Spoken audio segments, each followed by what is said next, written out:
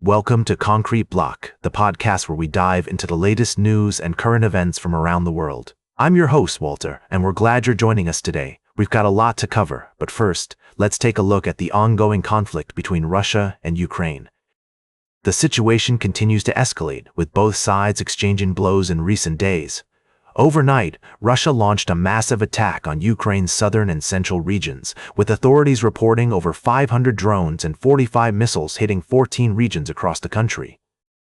According to Ukrainian President Volodymyr Zelensky, one woman was killed in Zaporizhzhia and 28 people were injured, including 3 children. The Russian Defense Ministry claims that all targets of the strike have been achieved, but it's clear that the humanitarian situation on the ground is dire. Meanwhile, Ukraine has struck back, hitting Russian oil refineries in Krasnodar and Syzran. The Ukrainian military reports that numerous explosions and fires were recorded at the facilities, which produce a significant volume of oil per year. It's worth noting that these developments come amid ongoing international efforts to secure peace in the region. European foreign affairs ministers are meeting in Denmark this weekend to discuss the situation, including the possibility of freezing Russian assets and imposing new sanctions. We'll continue to monitor the situation and provide updates as more information becomes available. It's a complex and fluid situation, and we'll strive to bring you balanced and unbiased reporting. In other related news, North Korean leader Kim Jong-un has been strengthening ties with Russian President Vladimir Putin, with the two leaders signing a military pact that pledges mutual support in the event of aggression against either country. This development has raised concerns about the potential for further escalation in the region. We'll also take a look at the latest on the assassination of Ukrainian politician and former presidential candidate, whose death has sparked widespread condemnation and calls for justice. We'll be right back with more of today's top news on Concrete Block. Welcome back to Concrete Block. We're diving into the world of tourism and international relations in our middle segment today. A fascinating story has been unfolding across the border as Canadian visitors are increasingly opting out of traveling to the United States. This trend has significant implications for cities like Seattle, Portland, and Detroit, which traditionally rely on a substantial influx of Canadian tourists. According to recent data, Canadian visits to the U.S.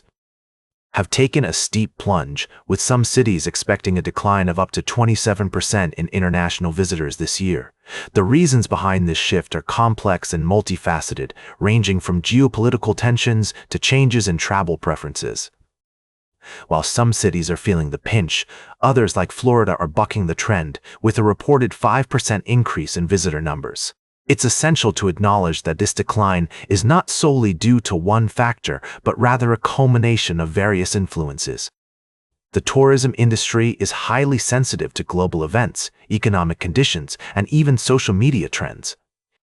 As we explore this story further, it becomes clear that destinations like Boston are adapting by launching targeted marketing campaigns, such as the Dear Canada initiative, aimed at rekindling the love affair between Canadian travelers and American cities. On the other hand, some areas, like the Palm Beaches in Florida, are experiencing an uptick in international visitation, potentially attributed to new tourism offerings and high-profile associations. It's crucial to approach this topic with nuance, recognizing that every region has its unique strengths and challenges. As we continue to navigate the intricate world of global travel and diplomacy, one thing is certain: the tourism landscape is constantly evolving. Cities must be agile and responsive to changing circumstances to remain competitive and attractive to visitors from around the world. Stay tuned for our final story of the day, right here on Concrete Block. Welcome back to Concrete Block. We're wrapping up today's show with a look at the ongoing saga between President Trump and the U.S. trade policies. You might have heard that a federal appeals court recently ruled that Trump's reciprocal tariffs on nearly all goods from almost every country are, in fact, illegal. Now, let's dive into the details. The court's decision is a significant setback for the Trump administration, which had argued that a trade imbalance was a national security threat and therefore justified the imposition of tariffs. However, the court disagreed, stating that the power to tax and regulate trade belongs to Congress, not the president. This ruling has far-reaching implications for the U.S. economy and its trade relationships with other countries. If the decision stands, it could lead to uncertainty in financial markets and potentially trigger a refund of billions of dollars collected through import taxes. It's also worth noting that other trade deals currently being negotiated could be thrown into chaos. On the other hand, if the Supreme Court were to overturn this decision, it would be a major victory for the Trump administration and could embolden the president to use his executive powers more aggressively in the future. It's essential to remember that this is an ongoing legal battle, and we can expect more filings and appeals in the coming weeks.